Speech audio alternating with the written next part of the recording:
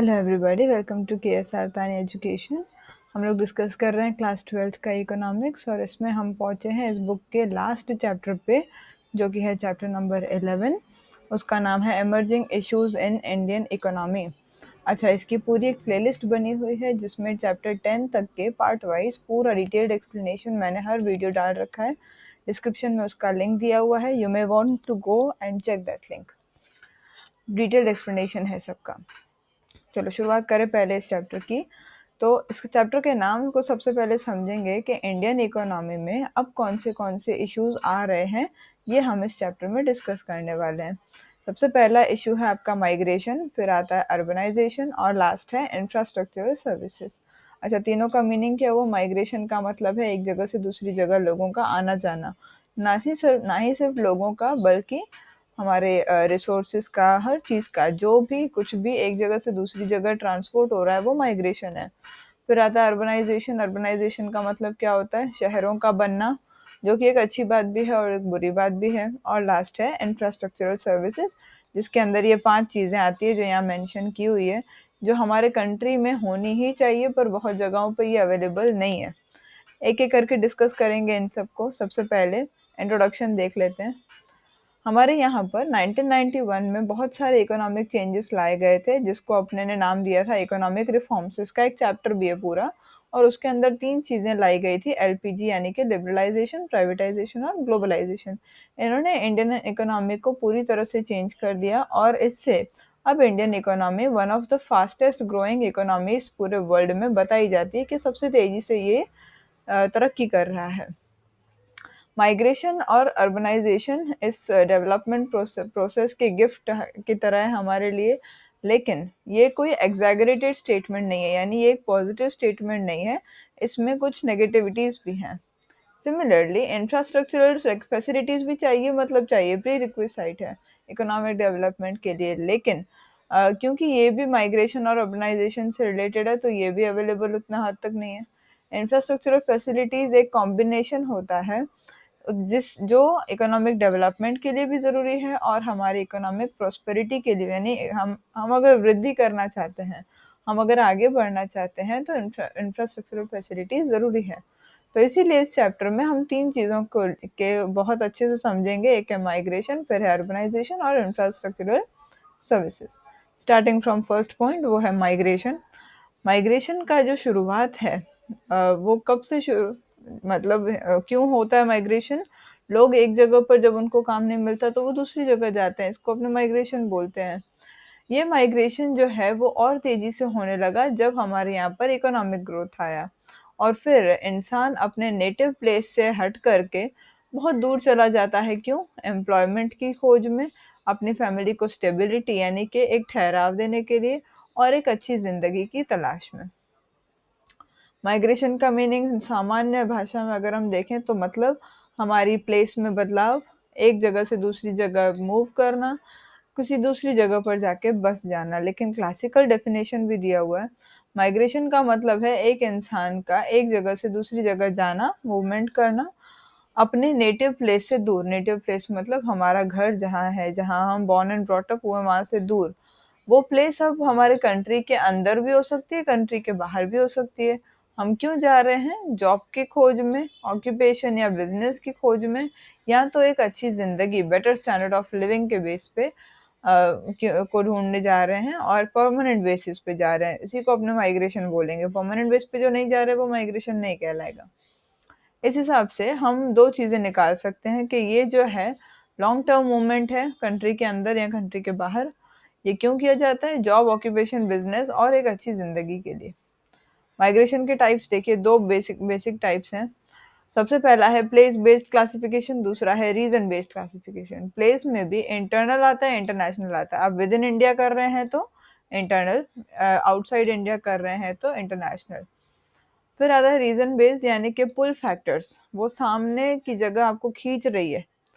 आप सपोज कर लीजिए आप किसी गांव में रहते हैं, अहमदाबाद में आपको जॉब मिल रही है, तो आपको अहमदाबाद अपनी तरफ खींच रहा है। Migration due to attraction. आप वहाँ अहमदाबाद में क्यों जा रहे हैं?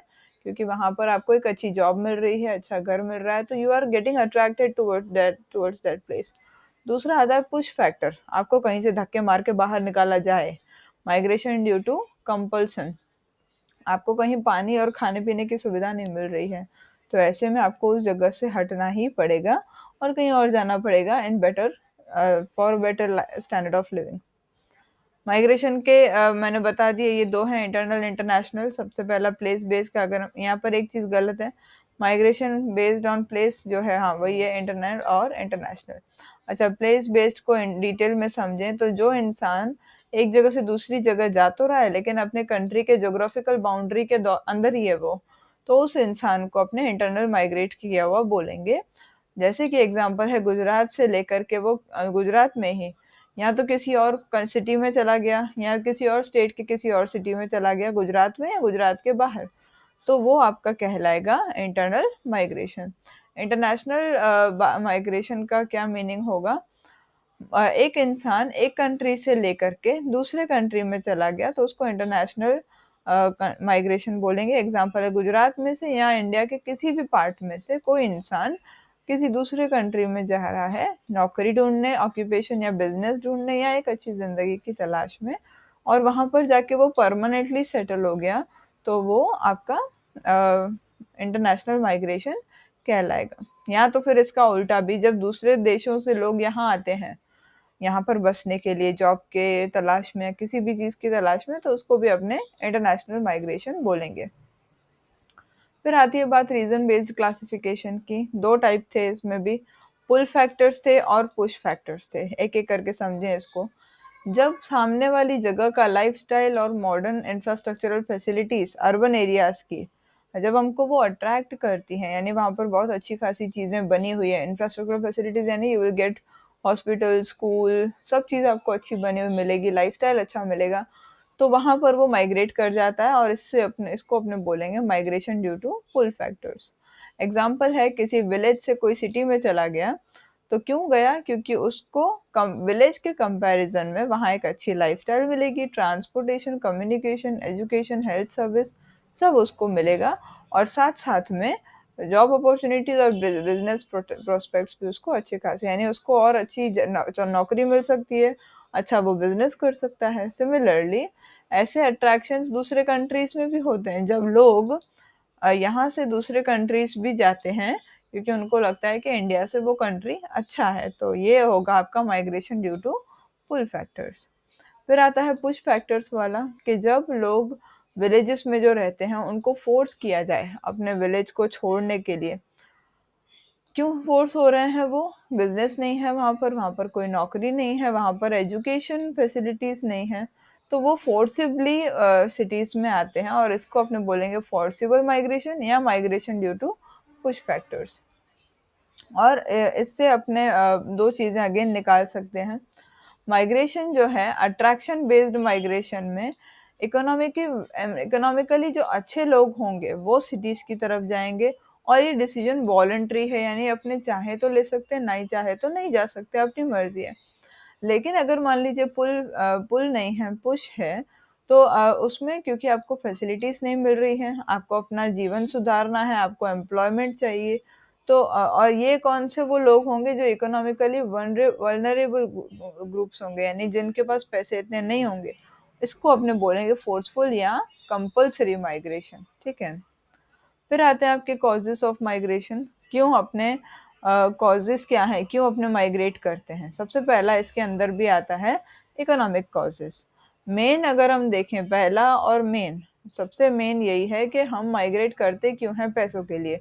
उसको यहाँ पर अपने बोलेंगे इकोनॉमिक रीजन। उसके अंदर भी तीन चार और पॉइंट्स हैं, छह हैं एक्चुअली। सबसे पहला आता है एम्प्लॉयमेंट या ऑक्यूपेशन या बिजनेस के लिए। जब कोई पर्सन बाहर जाता है पैसे कमाने के लिए, फॉर एग्जांपल उनको वहाँ पर नौकरी मिली, वहाँ पर उनका बिजनेस अच्छा चलेगा, इसलिए। ट्रांसफ़र, जब मान लीजिए एक जगह से दूसरी जगह हमारा ट्रांसफ़र हो गया, तो उसको फोर्स किया जाता है उस जगह पर जाने के लिए। पर मान लीजिए मैं किसी कंपनी में काम करती हूँ जो अहमदाबाद में है, पर वो अब कहीं और अपनी ब्रांच खोल रही है, तो I have to go there क्योंकि मेरा ट्रांसफ़र हुआ है। एक्सटेंट ऑफ नेचुरल रिसोर्सेज, जब किसी जगह पर बहुत सारे नेचुरल रिसोर्सेज होते हैं पर उस एरिया में पॉपुलेशन कम होता है, तो लोग उस जगह पे जाते हैं। Example gold, diamond, metallic mines, petroleum products, mining, refining, इन सब को टेक्नीशियंस चाहिए बड़ी तादाद में। तो लोग उन जगहों पर जाते हैं अपने गांव और अपनी जगह को छोड़ करके इसी पर्पस के लिए। इसके एग्जाम्पल्स हैं, लोग जब यूएई, ऑस्ट्रेलिया, न्यूजीलैंड या कनाडा जाते हैं तो इन सब कामों के लिए जाते हैं। फिर आती है बात to attend better quality education. Education के लिए भी कई लोग विलेज से सिटीज में आ जाते हैं। कोई भी जगह पर जब एजुकेशन लिमिटेड हो जाए, वहां पर आगे पढ़ने का मौका ही ना मिले, तो और मान लीजिए उस इंसान को और आगे पढ़ाई करनी है, उसको भूख है और पढ़ाई करने की, तो वो ऐसी जगह पर जाएगा जहां पर उसको अच्छी पढ़ाई मिले और फिर वो वहीं बस जाता है। फिफ्थ पॉइंट है अच्छी हेल्थ सर्विसेज के लिए। जब किसी इंसान को अच्छी हेल्थ सर्विसेज नहीं मिलती अपने खुद के गांव में या अपनी जगह पे, तो उसको बेटर प्लेस पे जाना पड़ता है अपनी सर्विसेज को लेने के लिए। फिर आता है प्लान्ड माइग्रेशन। जब कोई फैमिली खुद ही प्लान करती है, वो अपने खुद के परिवार में से एक या दो जनों को या ज़्यादा लोगों को अपने वहाँ बेचती है जहाँ पर भी उनको जाना है, फिर खुद भी वहीं चली जाती है। एग्जाम्पल्स बहुत हैं इसके। लोग यहाँ से पहले अपने बेटा बहू को बेचते हैं अमेरिका, फिर खुद माँ बाप भी चले जाते हैं। और इसको अपने बोलेंगे प्लान्ड या ऑर्गेनाइज्ड माइग्रेशन। वो खुद ही जा रहे हैं, दिस इज देयर डिसीजन। फिर आती है पॉइंट सोशल कॉजेस की। इकोनॉमिक फैक्टर्स के साथ साथ सोशल फैक्टर्स भी एक बहुत बड़ा रोल प्ले करते हैं। सबसे पहला आता है उसमें मैरिज, जिसके अंदर सबसे ज़्यादा लड़कियों का ही माइग्रेशन होता है। सबसे ज़्यादा क्या होता है, लड़कियों का है। मैरिज के बाद जब वुमेन अपना नेटिव छोड़ के, तो जब मैरिज हो जाती है तो वुमेन ही अपने घर को छोड़ करके अपने हस्बैंड के साथ चली जाती है। अब वो घर कहीं पर भी हो सकता है, डिस्टेंट प्लेस ही होती है, मतलब अपना घर तो छोड़ ही रही है वो। और क्यों छोड़ रही है, क्योंकि सोसाइटी उसको ये करने पे मजबूर कर रही है, इसीलिए उसको बोलेंगे सोशल माइग्रेशन।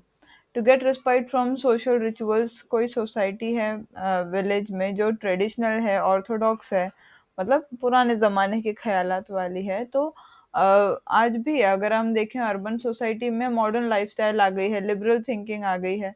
वो लोग इतना गहराई में नहीं सोचते या इतने वहम या जो भी पुराने ज़माने की थिंकिंग है वो नहीं रखते। तो जो यूथ है विलेजेस का, वो उनको ऐसी लाइफस्टाइल अच्छी लगती है। They want to escape that rural area वाला सोच, और उनको आना कहाँ है, अर्बन एरिया वाले सोच में आना है। तो ये वो लोग ऐसा क्यों करते हैं, अपने जो पुरानी बीती बातें हैं, बीती सोच है, उससे बाहर निकलने के लिए भी वो विलेज से सिटी में आ जाते हैं। नेक्स्ट जो आता है वो पॉलिटिकल फैक्टर्स, जो कि अगेन दो ही हैं। सबसे पहला है वॉर और अनरेस्ट, और दूसरा है अवॉइड फ्रिक्शन। जहाँ पर भी मान लीजिए वॉर होती है बार बार, टाइम एंड टाइम अगेन, तो वहाँ पर उस एरिया में अनरेस्ट होगा, आराम नहीं होगा, एकदम शांति नहीं होगी, और वहाँ के लोग जो हैं वो क्या चाहेंगे कि हम दूसरी एरिया में माइग्रेट कर जाएं, जहाँ पर उनको डर ना लगे, इनसिक्योरिटी ना लगे, और वो एक आराम भरी और सिक्योर्ड लाइफ जीवित कर सके वहाँ पर। और इसीलिए वो डिस्टर्ब्ड से पीसफुल प्लेस में चले जाते हैं, एक शोर भरी जगह से शांति भरी जगह में आ जाते हैं। नेक्स्ट पॉइंट आती है अवॉइड फ्रिक्शन। जब भी राइटिंग होता है या फ्रिक्शन होता है, लोगों के बीच में बोलाचाली हो जाती है, थोड़े बहुत झगड़े हो जाते हैं, तो वहां पर भी लोग अगेन रहना पसंद नहीं करते और वो एक शांति भरी जगह में चले जाते हैं।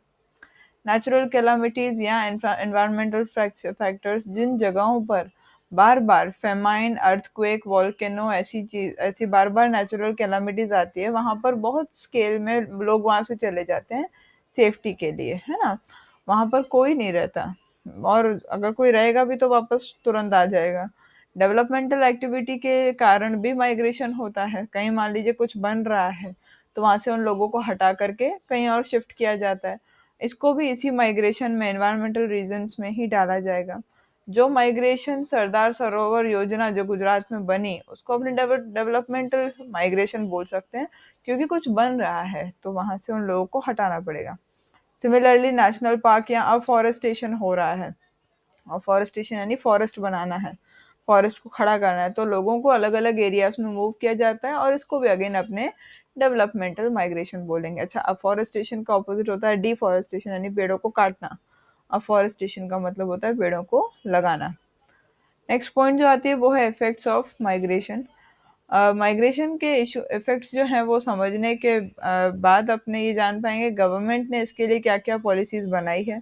इकोनॉमिक एंगल से अगर हम इसके माइग्रेशन के इफ़ेक्ट्स को समझेंगे तो इसमें 2 चीज़ें हैं। सबसे पहला है पॉज़िटिव और दूसरा है नेगेटिव।